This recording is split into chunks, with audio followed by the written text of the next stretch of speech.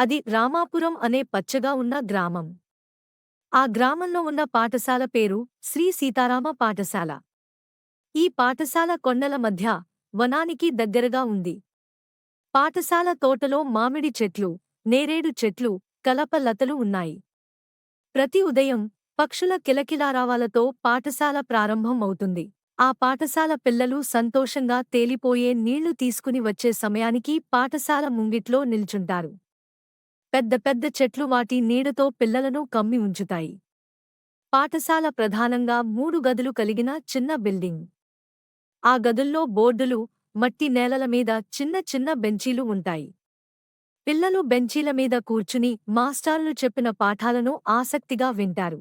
పాఠశాల ప్రధానాచార్యులు శ్రీమతి రామ అనుభవజ్ఞులు. ఆమె ఎల్లప్పుడూ చీర ధరిస్తారు. ఆమె పిల్లలపై చాలా మమకారాన్ని చూపిస్తారు. ప్రతి ఉదయం ఆమె పిల్లలను సరిగ్గా ప్రాతఃసమయ సమారంభం కోసం అమర్చారు మరియు వారికి జాతీయ గీతాన్ని పాడటంలో నాయకత్వం వహిస్తారు. విద్యార్థులను ప్రోత్సహించడంలో మరియు ప్రతి విషయంలో వారికి నైపుణ్యం సాధించడంలో ఆమె అంకిత భావంతో ఉంటారు. ఆ పాఠశాలలో మరొక ఉపాధ్యాయురాలు సరోజగారు. ఆమె పాఠాలు చాలా రుచిగా చెబుతారు. ఆమె పిల్లలకి పాటలు, కవితలు నేర్పడం చాలా ఇష్టపడతారు. పిల్లలకి సరోజగారు చాలా ఇష్టమని తెలిసిన ప్రతి ఒక్కరికీ తెలుసు. ఆమె ప్రతివారం నాటికలు వేయించి పిల్లలలో అభినయాన్ని పెంపొందించడం కోసం కృషి చేస్తారు. పాఠశాల ఆవరణలో చిన్న పిల్లల కోసం ఒక పచ్చిక బడి ఉంది. అక్కడ పిల్లలు ఆడుకుంటూ సంతోషంగా గడుపుతారు. ఆ పాఠశాల దగ్గరలోని వాగు వద్ద పిల్లలు సమయం గడిపి నీటిలో రాళ్లు విసురుతూ ఆటలు ఆడుతారు. ఆ వాగు పొలాల మధ్యలో ప్రవహిస్తూ పాఠశాలకి ఒక అద్భుతమైన అందాన్ని ఇస్తుంది. ఆ పాఠశాల ప్రక్కన ఉన్న కంచె వెంబడి పూల చెట్లు చిగురిస్తూ ఉండటం, వసంత ఋతువులో పూల పరిమళం పాఠశాల ఆవరణలో వ్యాపిస్తుంది.